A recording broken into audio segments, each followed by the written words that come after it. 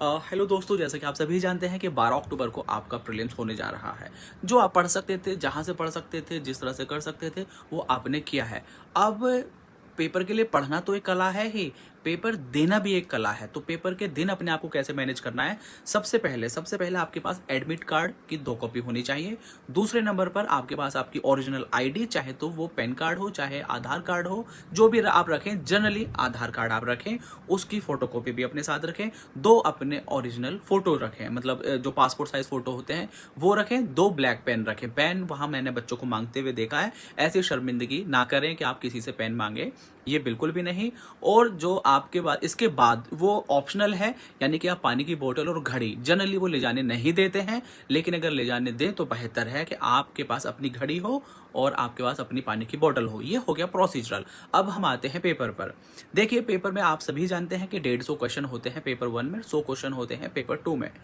अब इसको जो अटेम्प्ट करना है आपको, अब मान लीजिए आपने पहले जो ना क्वेश्चन को बहुत अच्छे से पढ़ना है। क्वेश्चन में ये देखना है कि आपसे करेक्ट पूछा है, इनकरेक्ट पूछा है।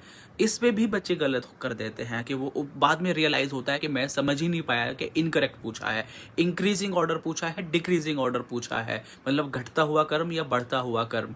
तो ये सब चीज़ों को बहुत ध्यान से पढ़ें, क्योंकि जनरली जो एक सीरियस एस्पिरेंट होता है वो कट ऑफ के आसपास ही रहता है। कभी चीज़ें बेहतर हो जाती हैं तो कट ऑफ से ऊपर, कभी वही चीज़ें थोड़ी ख़राब होती है तो कट ऑफ से थोड़ा सा नीचे आ जाते हैं। करेक्ट, इनकरेक्ट, नॉट करेक्ट को बहुत सही से पढ़ना है।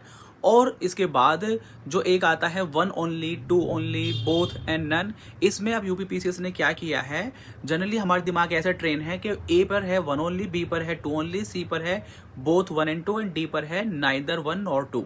उसको भी उसने पैटर्न चेंज किया है। मैं किसी और के क्या कहूँ, मैंने खुद गलती की है। मुझे बिल्कुल पता था कि इसके दोनों आंसर हैं और मैंने सी टिक किया, जबकि मैंने बाद में देखा कि सी में सिर्फ 2 ओनली लिखा हुआ था, उसके पैटर्न को चेंज किया था।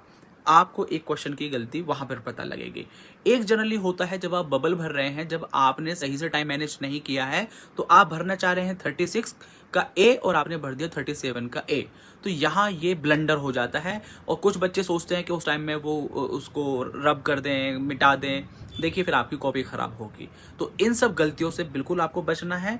करेक्ट, इनकरेक्ट को बिल्कुल ध्यान में रखना है। स्टेटमेंट को पूरा पढ़ें। जैसे कि एक स्टेटमेंट मुझे बड़ा अच्छे से याद है, यूपीएससी का वो क्वेश्चन है, उसने ला नीना के बारे में पूछा था और उसने पूरा स्टेटमेंट, पहला स्टेटमेंट छोटा था बिल्कुल सही, दूसरा स्टेटमेंट बड़ा था और उसमें भी लगभग 3 लाइन का वो तीसरा स्टेटमेंट था, पूरा सब कुछ सही। लास्ट में जैसे वेस्टर्न इंडियन ओशन और ईस्टर्न इंडियन ओशन, उसने ईस्टर्न इंडियन ओशन की जगह ईस्टर्न पैसिफिक ओशन किया।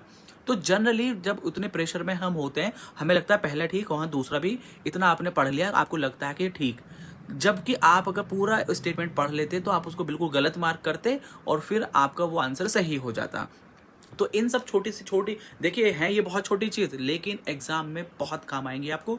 और एक चीज़ और जो मैंने खुद की हुई है, जैसे मान लीजिए आपने पेपर किया और जनरली बच्चों के लिए एंशिएंट हिस्ट्री जो है वो टफ होती है जनरली, या कुछ बच्चों के लिए साइंस वाला पोर्शन टफ होता है।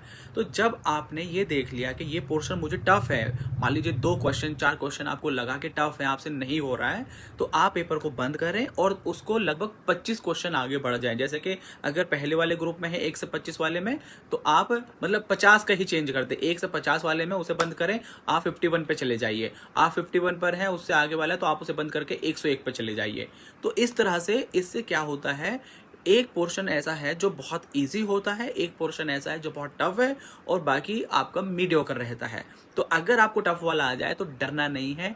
और लास्ट में मैं ये कहूँगा कि सारी चीज़ें तो आप ले गए, 2 चीज़ें बहुत ज़रूरी है ले जाना, एक तो है आपका कॉन्फिडेंस और दूसरी है आपकी दुआएं।